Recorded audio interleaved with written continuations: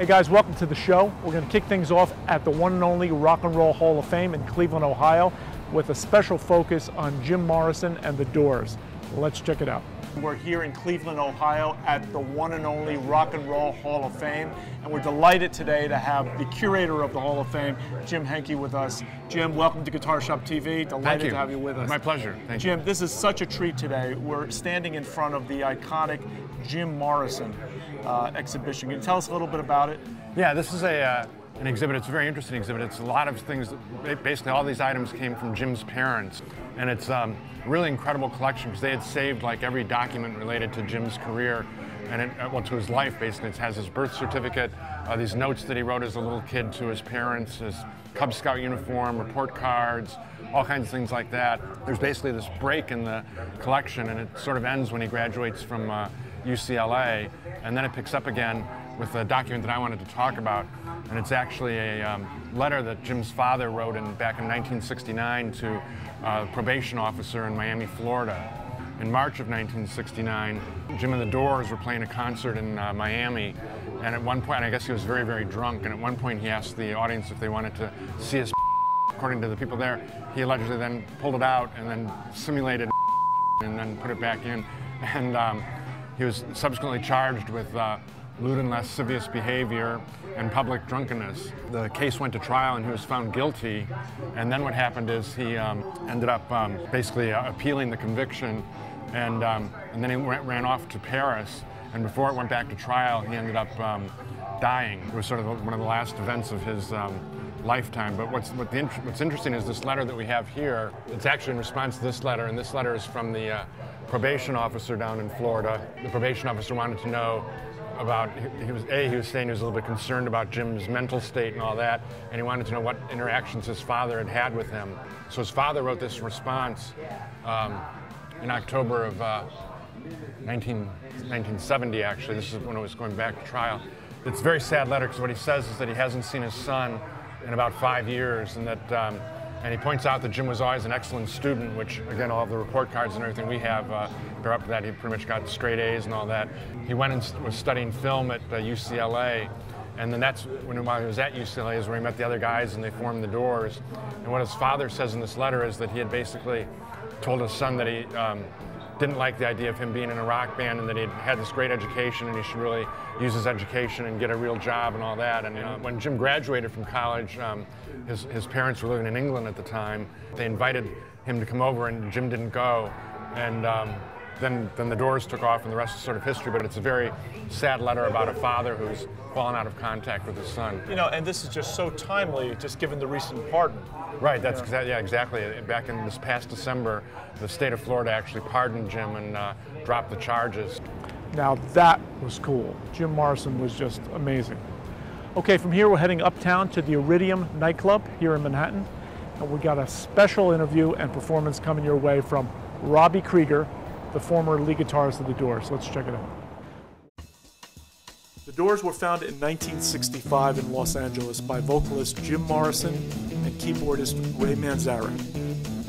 Together with guitarist Robby Krieger and drummer John Densmore, they forged a truly unique sound, combining Morrison's unforgettable vocals and lyrical images with the band's hard-driving rock, blues, and fusion rhythms. The Doors went on to become one of the most controversial and influential rock acts of the 60s, and Morrison's early death in Paris in 1971 only served to enhance the band's iconic status, which it has now enjoyed for over 40 years. And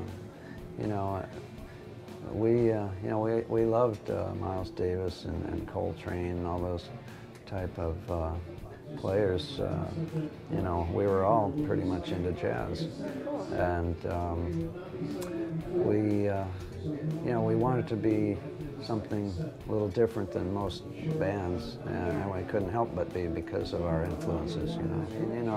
The Doors, we considered ourselves kind of jazz rock, really, because it was like three musicians and a poet, and we all kind of played off each other, and there was a lot of improvisation, So we were the first jazz fusion group.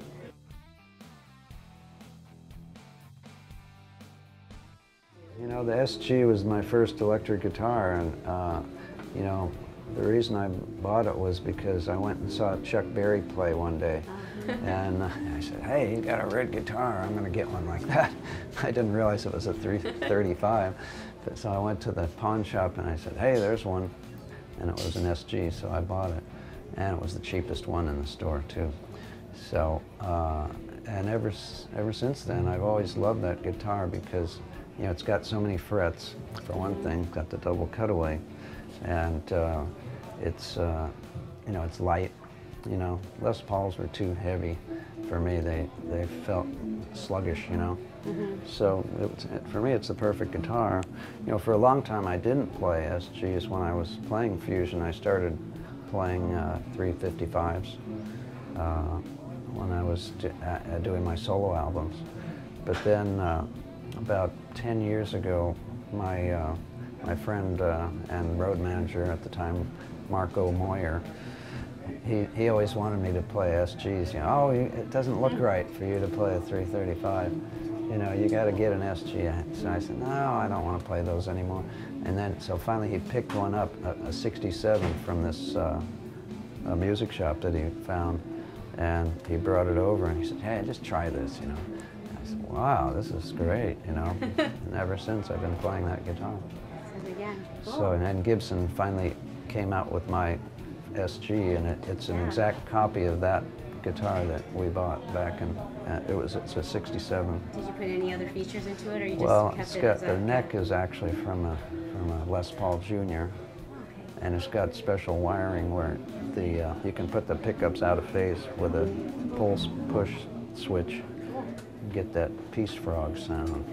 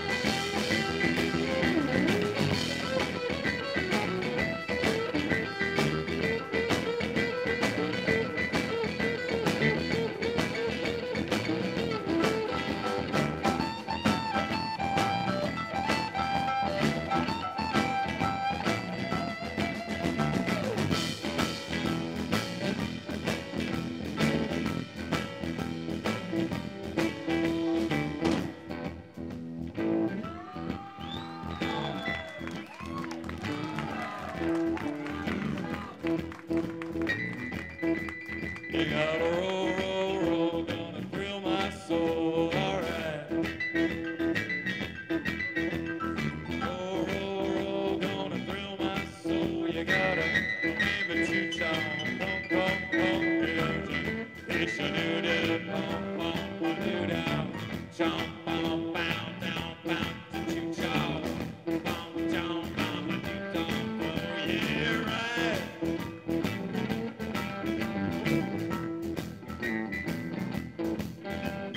Ashen lady, ashen lady, give up your vow, give up your vow. Save our city, save our city, right now.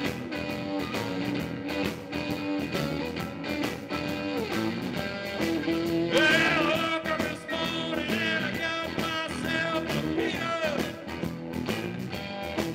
Yeah, woke up this morning and I got myself a peanut. I said I woke up this morning and I got myself a peanut. Come on. Yeah, I woke up this morning and I got myself a peanut. The future's uncertain for me and it's always been. Let it roll, baby, roll. Let it roll, baby, roll. Let it roll, baby, roll. Let it roll, all night long.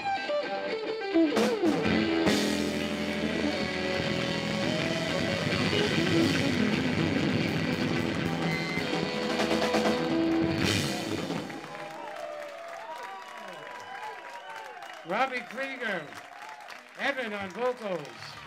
Wow, totally cool. Thanks, Robbie, for sharing your thoughts with us.